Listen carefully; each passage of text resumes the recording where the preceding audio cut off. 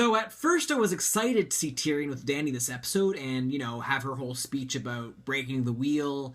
And then I saw the White Walkers.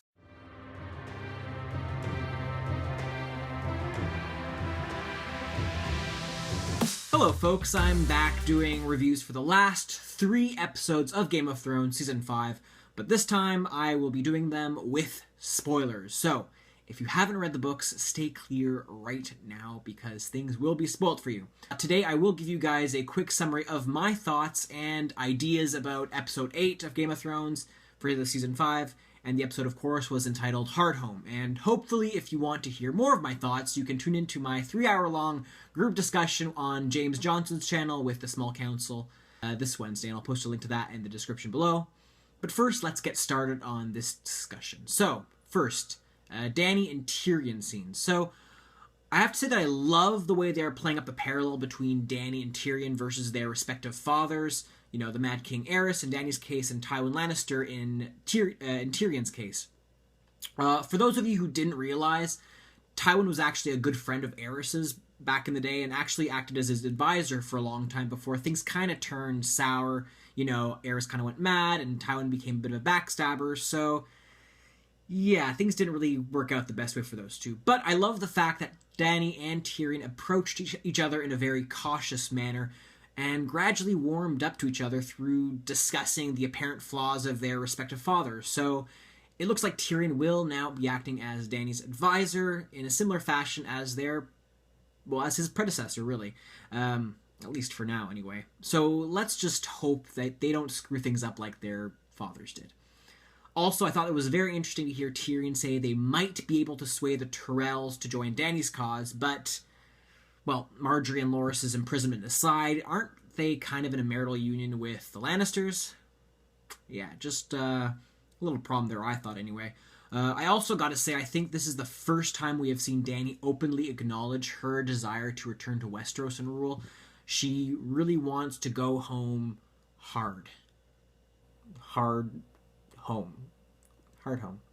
Get it? Like the episode title? Anyway. Speaking of hard things, how hard-headed is Jorah? I mean, I feel really bad for him and all, but I do wonder if Danny accepts him back into her fold at the end of the day.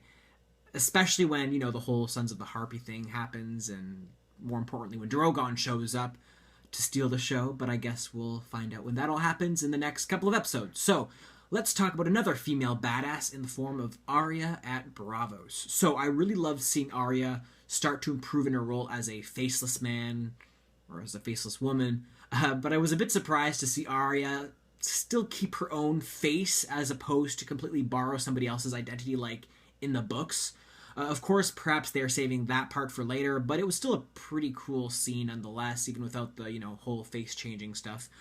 Now, I am looking forward to Arya setting out on her own first task of assassinating the insurance salesman, but when the waif expressed uncertainty to Jack and Nagar this episode, I did begin to wonder a little if things might get screwed up. So, basically, I wonder, will Arya get distracted in her mission when, or if, I guess I should say, if she comes across Sir Meryn Trant when he goes with Lord Tyrell to Braavos and opt to kill him instead, or maybe she'll be making it a kind of 2-for-1 deal and kill both Meryn Trant and the insurance guy. And if either of these things do occur, I do wonder what her punishment might be for committing this act, since I don't think the Faceless Men would look too highly on one of their own, not obeying their rules. So I guess we'll find out. I have a lot more thoughts on that scene, but I'm going to save it for my group discussion, of course. So, now that we're talking about vengeance and all that, let's talk about King's Landing. So I gotta say, I never really cared for Cersei much, but seeing her in the sorry state that she was this episode did make me feel some slight pity for her in a kind of similar manner that I did in the books. I also really like that they included Qyburn in this episode, who is such an amazing character, I think. And that little hint to us book readers that Sir Robert Strong is coming.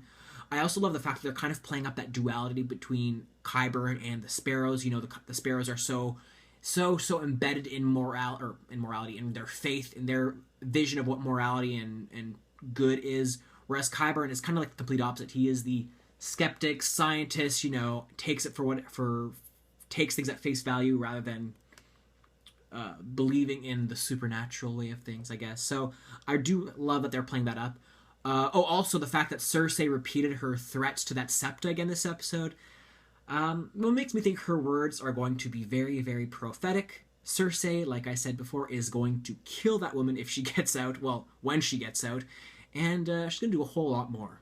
And here's a little hint for you guys. It's going to involve fire. At least that's my opinion. Now, on to the events at Winterfell. So, I had a slight mixed feelings about the scenes here. For those of you who are sick of seeing Arya suffer all the time and being miserable, I am with you guys 100%. And I'm truly looking forward to her escape from Winterfell. This place which is her home, her hard and miserable home, her hard home, see what I did there again. However, the real reasons I was a bit uncertain with the Sansa Reek scene this episode was that it kind of felt a little too easy for Reek to give up the information about Sansa's brothers being alive and acknowledging, his inner Theon. I was very happy, obviously, to see Sansa receive that little glimmer of hope finally about her siblings still being alive. But the way it all played out just seemed a little forced in that specific scene. Regardless of all that, though, it looks like Ramsay, on the other hand, is going to try and pull something on Stannis at his camp.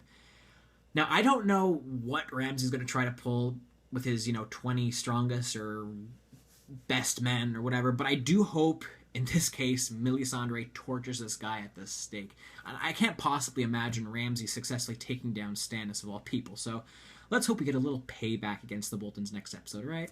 Or maybe in episode 10.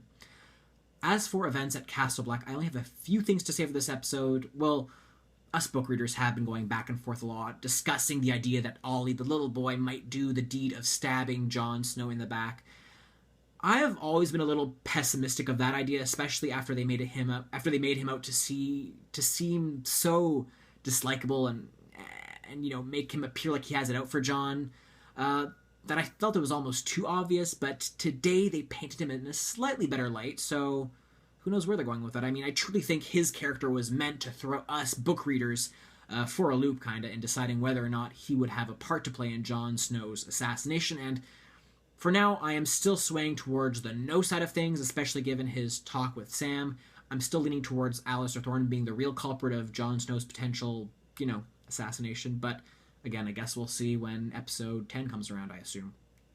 Oh, on the topic of his conversation with Sam, did you all catch what Sam said there? That little bit about Jon Snow always coming back? Now, that's some heavy-duty foreshadowing right there, and that's all I really have to say on that matter. So, enough faffling. Let's get to the best part of this episode, the real Hardhome. Holy shit, holy shit, holy shit. I don't know what else to say, guys. First thing I wanted to say is that I love the fact that it is now confirmed, at least as far as the show goes, that Valyrian steel can kill White Walkers. It's something I had assumed for a while, but I think Jon Snow killing that old White Walker guy sort of confirmed it. I was also kind of curious as to whether or not that was supposed to be Benjen Stark, but I don't think so, and I don't think Benjen Stark appeared this episode, but maybe that was my hopeful side playing itself out there, but I guess we'll see. The other big thing I have to say is this: with all the hype that we have supporting one person versus another person in the quest for the Iron Throne, I really got to speak for myself when I say this. I think this scene at Hardhome really put things into perspective, because really, who cares about the Iron Throne or breaking wheels with spikes or, red gods when a legion of zombies is coming down from the wall? Kind of like from the Walking Dead, actually. I got a lot of Walking Dead memes in mind after this episode, but yeah, with that kind of an army marching south on Westeros, I think there are much, much more important fish to fry than to worry about a throne made of broken swords. Also, we sometimes debate as to whether or not the White Walkers are truly evil or not, but to be honest, the events of today's episode, at least given the events of today's episode, I feel it's sort of confirmed that they aren't exactly meant to be the good guys in this series. Also, as much as I think Melisandre is pure evil, and I still think she will sacrifice Shireen to revive Jon Snow, it's just my opinion, well, even I have to admit her crazy talk about the Fire God and Dark Knights and sacrificing people to her god is, well, it's much more appealing than the Cold Legion north of the Wall right now. So, Oh, and I also think Benioff and Weiss just confirmed that the leader of the White Walkers is indeed the Night's King, the same character we saw last season, even though they kind of leaked that information last season as well by accident. But yeah, I think that's one tidbit of information we've been kind of waiting to hear for a while now. I was also kind of surprised that the Lord of Bones didn't have a larger role to play this episode, given how fast Tormund kicked his ass. Also, I was a little sad they didn't have Val this episode like I thought they would, but her replacement Wildling was pretty kick-ass. It's too bad she was killed by those creepy white Wildling kids, zombies things. On that note, I want to say that the way they looked, those weird white zombies, those Wildling whites, they totally reminded me of some medieval artistic portrayals of the plague, and I think they're totally playing on that imagery in Game of Thrones as far as these whites are concerned anyway. Oh, I also love that we got to see Woon the Giant kick ass, or at least kick undead ass this episode, and actually survive. My only question is, how the heck is he going to go back to Castle Black? You know, is he going to swim or walk through the water or something? Well, at least I hope he gets it back either way. Anyway, I'm going to end my thoughts for this episode at that. It's already been over 10 minutes. I have loads more to say for you guys on this episode with theories, thoughts, and ideas. So if you want to hear more of what I have to say, and, you know, of course, the thoughts of my fellow Game of Thrones fans like Tony Teflon, James Johnson, his mother LaDonna, Maester Payne, Nicolina, etc., please check out our small council discussions, our live discussions that take place every Wednesday at 7 p.m. East Standard Time on James Johnson's channel. The link to that will be in the description below, in my description below. You can also check out my French discussion for this episode of Game of Thrones on Thursday at my French channel, Charlie de Westeros, and the link to that will also be in the description box below. So, overall, I gotta say, I would give this episode a 9 out of 10 for sheer epicness. If you guys have any questions you would like me to address, please leave them in the comment section below, and I will try to answer them this Wednesday, or in the comment section itself after Wednesday if they don't get addressed in our group review. So, don't forget to like and share this video and subscribe to my channel if you guys enjoyed and if you've not done so already. So that's basically all for now, folks. So I hope you enjoyed somewhat, and I will see you guys all very, very soon. Take care.